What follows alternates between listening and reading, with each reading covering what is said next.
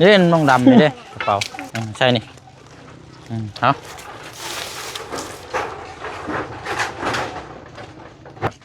คอยลื้อคอยมากงอกบานนี้เนาะมันไปบ่เลยฝั่งนี้กับสังกะสีฮักไปไปแล้ว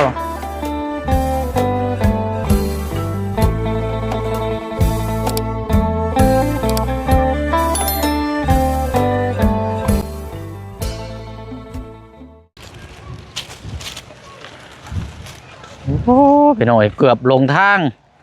นึกว่าโบเมนทางบ้านอันนายังเกาะน้องวัดใจไม่ได้เข้ามานานเลย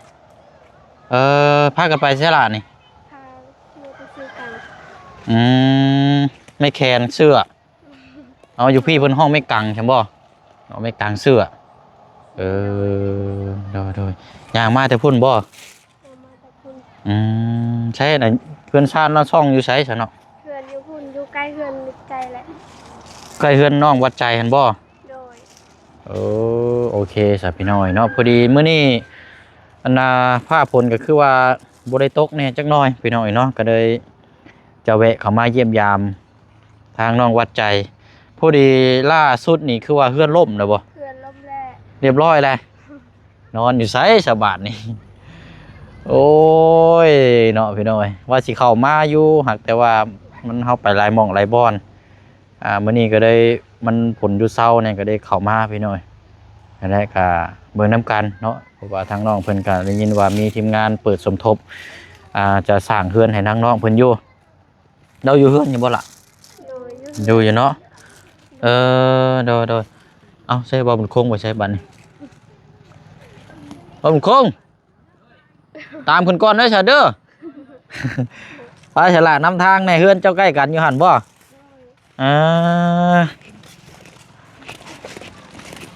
โอ้ทางเนาะรถถึงบ่ได้แน่นี่โหดดีๆนี่มากับป่าบุญคงพี่น้อยเนาะเราตามขึ้นมาโอ้โหมันฝนตกเนาะบ่ว่าอยู่ไสนะพี่น้อยมันนักขนาดเฮือนเราก็ยังล่มเนาะล่มเรียบร้อยเลยแหละเมื่อวานนี้ยังบ่ทันล่มอยู่เนาะพี่น้อยจอดไว้พุ่นละไปเนาะเดี๋ยวไปเบิ่งเทิงพุ่นละ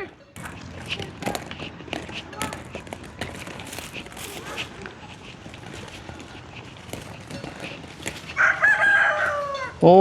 เมียนดีเนาะเรียบร้อยเบิดเลยบาทนี่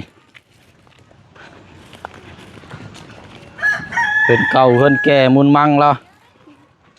โอ้แต่ว่าขี้ตมเนาะป้าพลึกกี่ดีได้พี่น้องเกือบนี่ก็เปื้อนหมดเลยนัก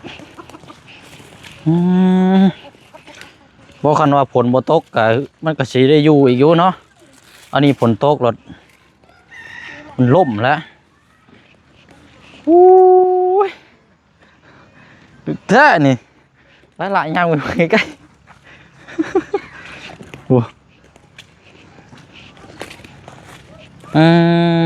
บ้านเฮ็ดอันนี้สินอนไหมอยู่นี่บ่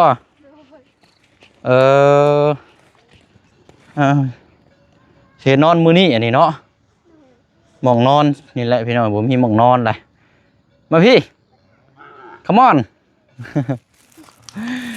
มายืนข้างนอกเพื่อนอีกก็ได้โอ้ยเนาะเอาสบายดีก้อนทั้งละใช้เฮือนเจ้าอยู่ใช้ฉันเอาหลังตัวใหญ่เห็นบ่อ๋อหน้าต่างก็ยังบ่ทันมีอยู่นะกันเนาะเปียกแล้วนี่เนาะนี่ไม่เนี่ยเป็นยังไงดีแล้วบริปินยังอันนี้เนาะโอ้ยป้าย่างกลับไปเบิ่งใกล้ๆพุ่นก่อนก็ได้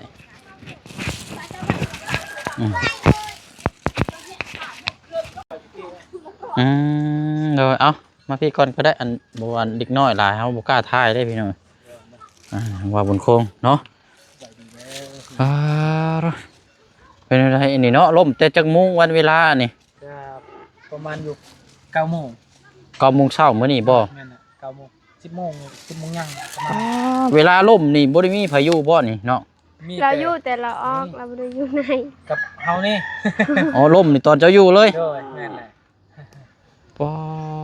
อ่ะเดี๋ยวจังหน่อยไปสำรวจเบิ่งซะ พูดดีๆนี่เนาะล่มแล้วพี่น้องเอ้ยเบิ่ง พอดีเฮาก็สิว่า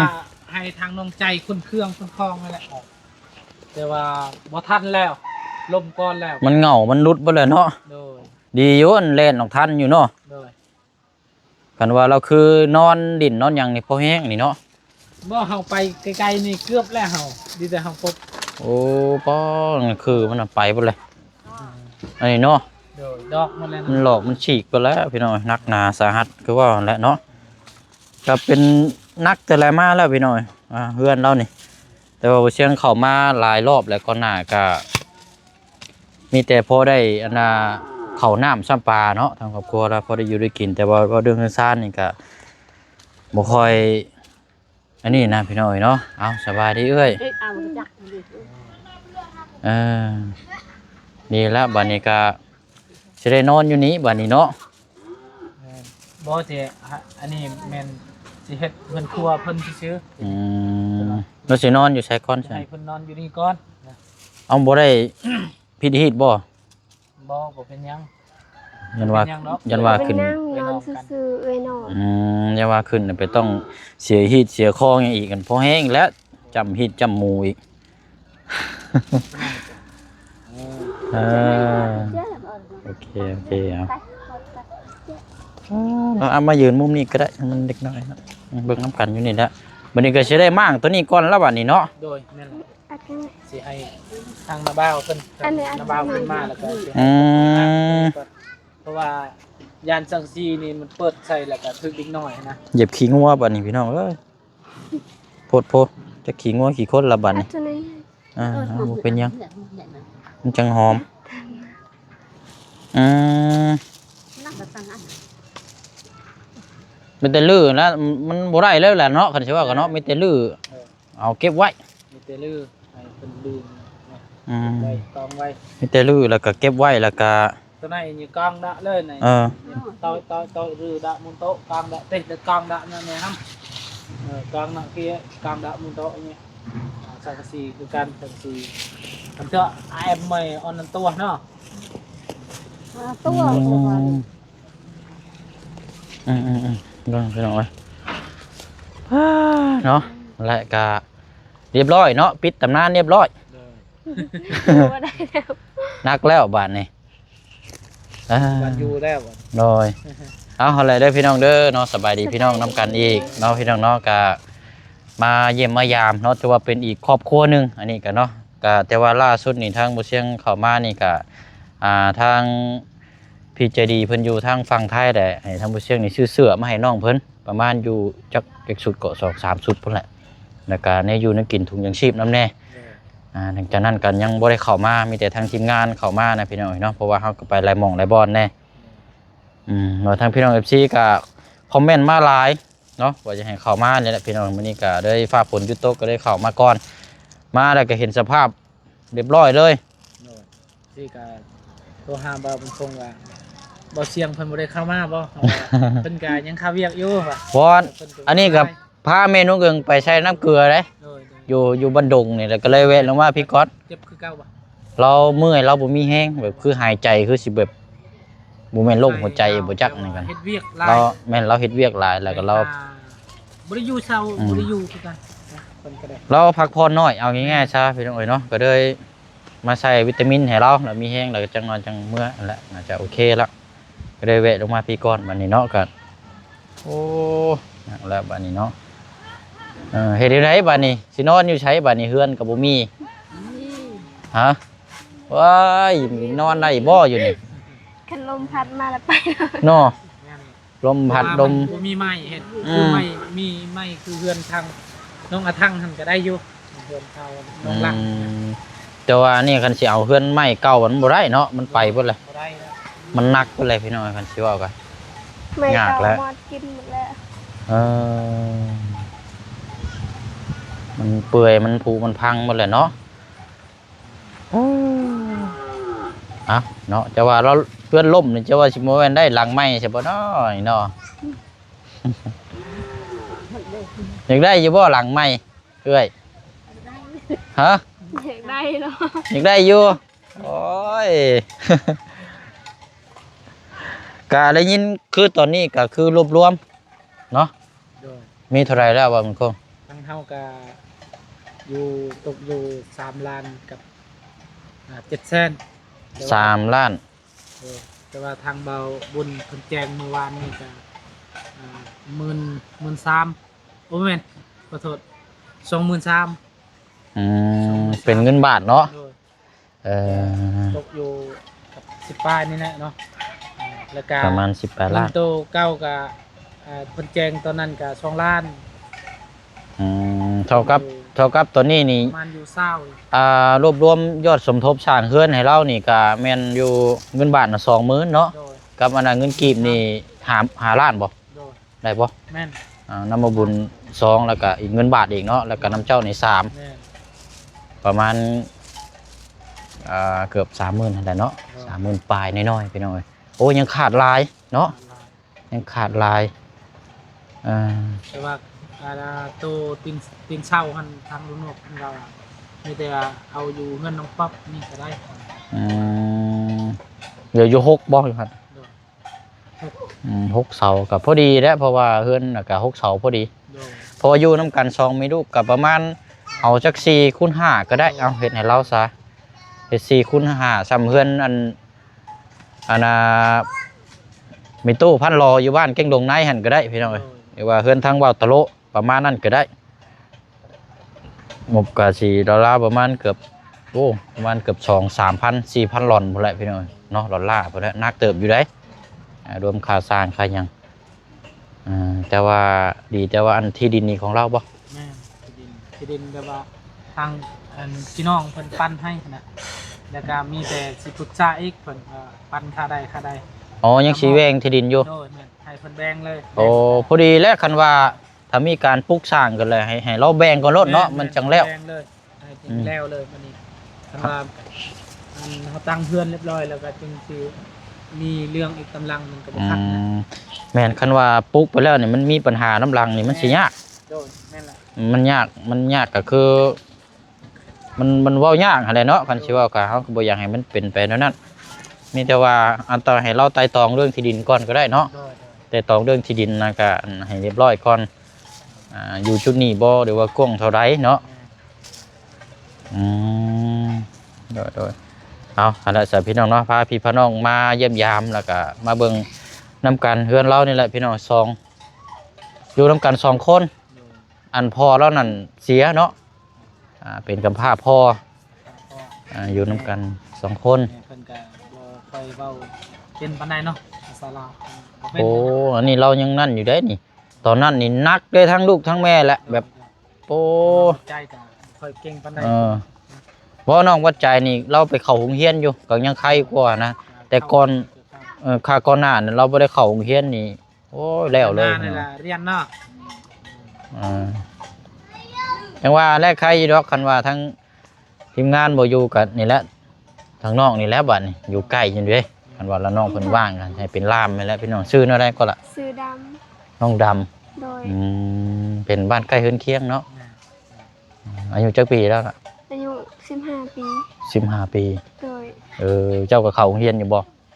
เข้าตอนน้อยๆ แต่วันนี้ออกแล้ว เพราะว่าบ่มีคนเอาน้องอยู่ เลยเอาก็ในนอกก็ถือว่าเราก็เว้าลาวได้เนาะทางน้องดำก็ใครยีดอกไปหน่อยพอได้การสื่อสารพอได้ซอยแล้วเฮาแหละเนาะ โดย เพราะว่าแต่ละเคสนี่ก็ถ้าบ่มีลามในการสนทนาคำว่าคำจานี่หนักได้พี่น้องเพราะว่ามัน คือเพื่อนทางน้องยังก็มีลำแม่ ยังก็เอ้ยยังก็จะว่า เคสน้องคำดี คำดี เคสน้องคำดีไปแรกๆได้ก็เบิดครอบครัวเลยเว้าลาวนี่บ่ได้เลย โดย พอดีมีทั้งไอ้ปั้นแล้วก็เป็นลามให้แล้วก็ใครแน่ชั่วโมงนี้ก็บ่เชิญเข้าไปเรื่อยแหละทั้งประตูแล้วก็เว้าลาวได้มันก็ง่ายปานนี้นะพี่น้องอันนี้ก็บ่แน่เนาะเฮาสร้างความคุ้นเคยว่าภาษาลาวอาจจะเว้าได้ตามนํกัน ดังเชื่อจะดังปนเรียนพี่น้องแม่ ได้อยู่เนาะ อะไร เครื่องไป ไปดังว่าอะไรเลี้ยวไหมวะ เห็นว่ารักได้เหรอใช่ไหม โอ้โหแต่ว่าทางชื่อทางเป็นเรา โอ้ยแต่ว่าเว้าบ่ได้เนาะ ตามเหตุ แต่ว่าฟังนี่เข้าใจอยู่บ่ ฟังเข้า ทาง ใจ ก็บ่ได้ยินปานใดนะโหเรา โอ้ฮู้อยากอันนี้แน่จักหน่อย โอ้บ่ดีนะ อืมเด้อเอาล่ะขนมมา นี่หลอน มือก่อน เห็นอะไรก่อน อืมแบบชีเด้อบ่ได้ได้แบบนี้เด้อเอาเฮ็ดใหม่อยู่เฮ็ดใหม่อยู่เฮ็ดใหม่อยู่ มือเอานกมือทำไม ใจ ใจละลายเด้อ จะต้องขอบใจเด้อนะบ่าวเด้อจะต้องว่านี่เด้อให้ประมาณนี้แหละเนาะ ได้อันนี้ สิแหละพี่น้อยเอาอันไหนเอาไว้กินเด้อ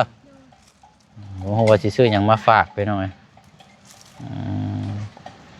ไม่แต่นั่นแหละเนาะ ขอบใจละลายที่มาเยี่ยมยามขอบใจละลายที่ให้อ้าวป้าทำไม ไม่ป้ายขอบใจละลายที่อายเยี่ยมยาม พุ่นละขอบใจผู้ใหญ่เพิ่นพุ่นละนี่ ไปอยู่จางอันนั่นแต่จางอัน โดย นี่แหละมันลมมือเช้านี่แต่ทวิตอันตัวนี้ก้อน คุ้ ชาน ม นี่ก้อ ไป น ไปเลยนี่เนาะ แต่พอดีแม่เพิ่นจะไปตัดไม้แล้วสิแป้งขึ้นชานตัวนี้แล้วมันลุกเลย อืม เพิ่นบ่ฮู้ซ้ำบ่เฮือนเพิ่นสิลม เพิ่นสิไปตัดไม้มาต่อเติม แม่ บ่อยากให้เฮือนล่ม แม่ แฟนก็ไป มาเลยเรียบร้อยเลยติ บ่ทันแล้ว โอ้ดีๆเนาะมีอย่างเงี้ยจากเครื่องของเอาออกเบิดแล้วบ่นี่นะ ถ้าก็ออกตอนมันอันนั้นแหละเกิน อื ลม มเรียบร้อยเบิดแล้วเนาะ โดย ใส่เบิ่งก่อนพี่น้องเอ้ยช่องเบิ่งใกล้ๆน้ำกันก่อนมีแต่ว่าเฮาอันพากันลื้อออกแล้วบัดนี้เนาะ โดย สิเริ่มลื้อมั่งจักมุ้งบัดนี้ มีแต่น้าบ่าวเพิ่นมาใช่ไหมเพราะว่าเฮาก็บ่มีหยังเลยหยังก็บ่มี นี่เล่นพวกนี้แหละก็ได้อยู่ ปกติมีหยังนี่แหละเนาะ เก็บลื้อมั่งแล้ว เอาฮื้อไหมรื้อในดอกที่ยังกองดอกที่ปะ ซอยกันเนาะเฮ็ดแล้วละอันเครื่องของแล้วก็สิบ่นั่นแล้วเนาะแยกไว้เนาะระวังเด้นี่มีตะปูได้ฮะรื้อดอกเมื่อกี้เนี่ย แยกไว้เนาะโอ้อันนี้ลักค่ำบ่นี่น่ะ แม่นรักทำเรื่องเพิ่น พี่น้อยเนาะเอ็ดอึบลอยเลย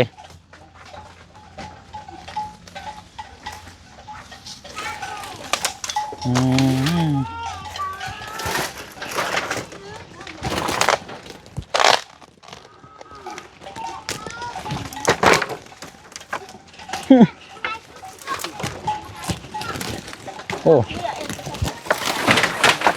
อ้ยักษ์นะหนูว่านะหนู ว่าอย่างนี้แหละ เบิ่งเด้อตะปูเด้อเอาแม่มักพริกเจ้าบ่นี่นะเอานี่เอ้ยอ่ะเอาไปไว้ก้อนตัวใดไส้ ที่ใช่อยู่ นี่เอาชิ้นนี่เก็บเอา เด้อ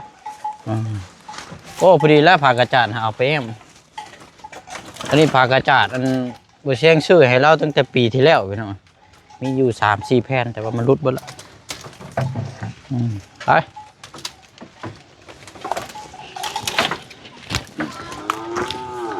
อันนี้ลากเกินชานแล้วนี่เนาะอ๋อโหบักชลีเป็นเปียงอยู่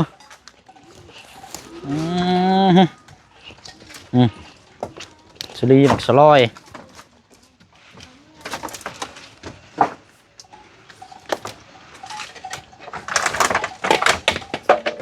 ยังนี่ ชิ้นบ่ เครื่องเก่าเพิ่นแหละ เครื่องเก่าเนาะ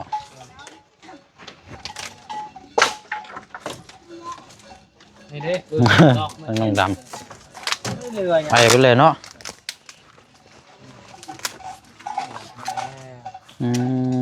พอดอกมันลม บุติแล้วเนาะรุดบ่เลย เอาปตีอีกนี่ ชุดบ่เลย มีแต่งัดเอาก็ได้ ปกติบ่ต้องใช้เนาะ ไม่ใช่แล้ว ใช้มือดึงเอาเลยโอ้โห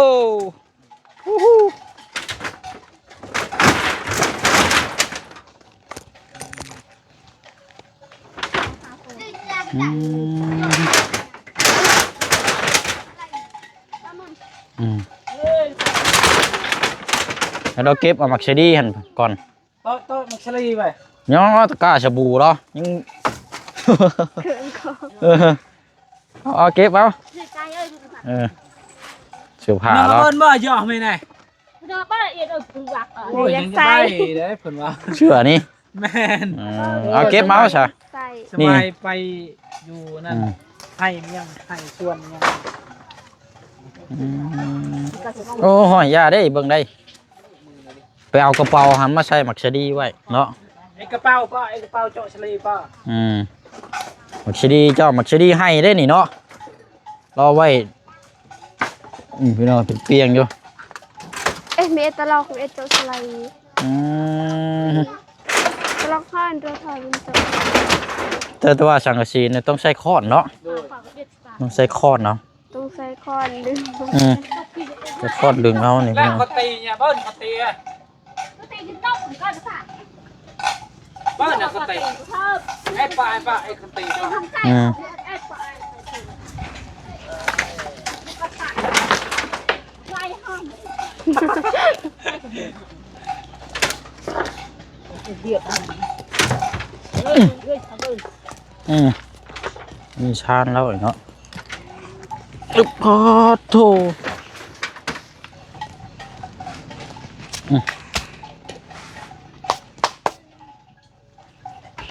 ตกห้อยต่อที่ตกห้อย โอ้มันกระลามช่วยเข่าแล้ว ต่อเครื่อง มีแต่มันกระลามกับติ๊บเข่าเนาะติ๊บเข่ากับมักเชดี้อยู่ในพุ่น เศร้านี่บ่เสียเห็นบ่เศร้าออกเศร้าแล้ว เข่ารุดเลย เลย เบิ่งแล้วยันเป็นตะปูแล้วขิมเมืองครับ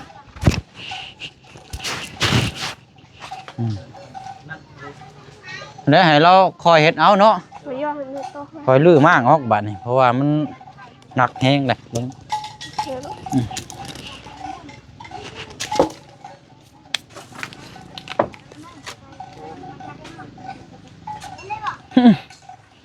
ใครเนี่ยอ้อนหลังอ่ะหยอกเป็นก็อ้าได้หลังหยอกต่อต่อจะได้ชุดหลังหยอก กระโปงเด้อ ก็ต่อเตะอ้อนี่ว่าคาดหลังหยอก เบิ่งได้ตะปูได้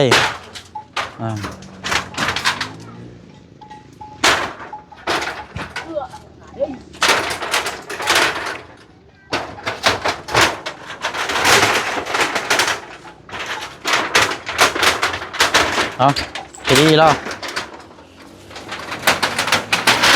เอากระเป๋ามาใส่กระเป๋าหันบ่มีบ่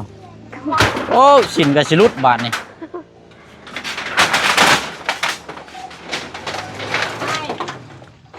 เอา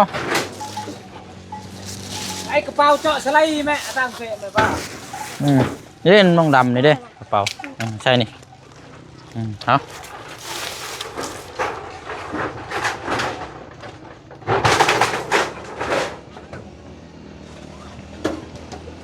โอ้เบิ่งเด้อ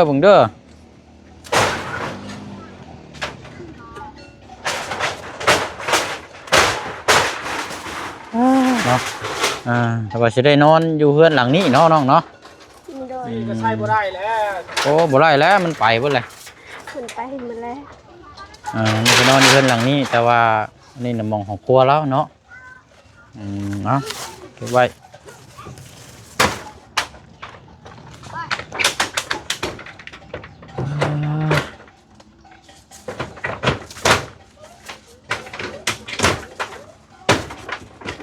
โอ้ลาแล้วสิดีแล้วกัน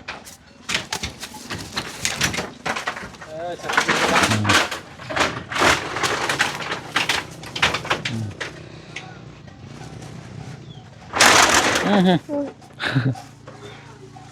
เอามักซิลีป่ะ สิดีหักเบิดแล้ว หมดแล้ว เอาแล้วเนาะ thì nó mà biết được này ในด้านในก็ไว้เมียมันนะ มันละพี่น้อยมันล่มแล้วก็ไม่ใช่ว่าคอยลื้อคอยมากงอกบานนี้เนาะมันไปเบิดเลยฝั่งนี้กับสังกะสีฮัก ไปไปแล้ว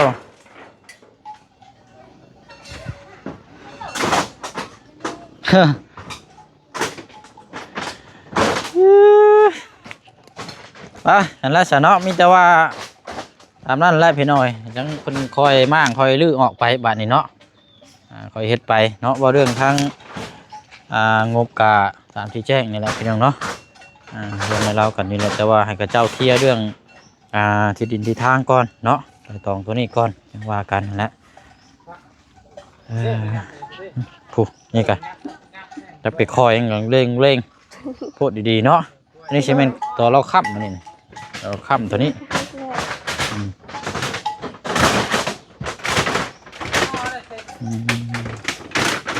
ขึ้นไป ขึ้นเลยเนาะเบิ่งได้ไม่มันหักได้เป็นมีข้างในข้างใน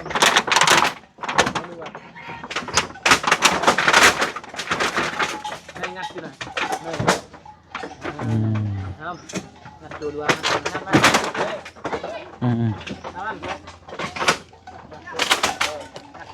ป้าสนอมีแต่ว่าให้ทั้งน้องเพิ่นทั้งครอบครัวและพี่น้องคอยลื้อคอยมั่งไปเดี๋ยวจังมาติดตามเบิ่งน้ำกันอีกเนาะอันน่ะเฮือนทั้งน้องดำในหลังนี้บ่ล่ะ โดย อันผู้ไปมาน้ำกันนี่น้องเจ้าบ่น้องบ่คือเอ้ย บอกเพื่อนน้องทางนี้ บ่อันผู้หญิงอันผู้มาน้ำกันที่นี่ได้ เป็นน้อง เอาเป็นน้องเจ้าบ่ โดย และดมเลยดมในเลย อยู่นี่เนาะ โดย โดยเอาแต่พี่น้องเนาะเดี๋ยวมื้อวันเวลามื้อหน้าก่อนคันว่านั่นก็สิไปเยี่ยมไปยามเบิ่งทั้งเฮือนซ่านนำเนาะ โดย เนาะป้าสะเนาะบ้านโค้งเขามีแต่ว่าตามนั้นแหละพี่น้องเอ้ยมาเยี่ยมมายามกับเพื่อนล่มเลยบัดนี้พี่น้องเนาะให้น้องเพิ่นคอยเฮ็ดไปแหละเนาะกันพี่น้องเอ้ยเนาะเนาะลำลาก่อนเด้อพี่น้องเด้อเนาะจังได๋ก็ฝากทาง FC เฮานำกันเบิดสุขุทุกคนเนาะเป็นอีกเคสหนึงอันนี้ก็ล่มแล้วพี่น้องเอ้ยเฮือนเราเรียบร้อยแล้วเนาะปิดตำนานแล้วบัดนี้ผู้ใดเข้ามานี่ท่วงแต่เฮือนเราตลอดโอ้ยย่านเด้มือใดเด้มันสิล่มเรียบร้อยแล้วบัดนี้พี่น้องเนาะบ่ได้ชมแล้วคำนั้นบัดนี้มีแต่กลับไปเบิ่งในย้อนคลิปเก่าบัดนี้พี่น้องเนาะปิดตำนานเรียบร้อยแล้วเพราะเราให้จูให้กินอยู่ใต้ตารางนี้เนาะ มื้อเช้านี่ก็เฮ็ดอยู่นี่แหละ โอ้ในจุไผเนาะมันมาดอยู่ โอ้บ่ต้องเฮ็ดเด้ออยู่นี่เด้ออันตรายโดยลมแห้งเด้มื้อเช้า ให้มันล่มช่วงหนึงเด้บุ่มเราบ่เนาะป้าสะเนาะบ๊ายบายเด้อพี่น้องเด้อเนาะฝากพี่น้องน้ำกันเบิดสุขุทุกคนเนาะพี่น้องเนาะงบก็ยังหลายเนาะเพราะว่าค่าสร้างค่ายังแล้วก็นี่แหละพี่น้อยเนาะเบิดน้ำกันเฮ็ดน้องวัดใจเนาะให้น้องเพิ่นนั่นละคอยอันนี้ไปพี่น้อยเนาะพูดดีๆนี่เนาะ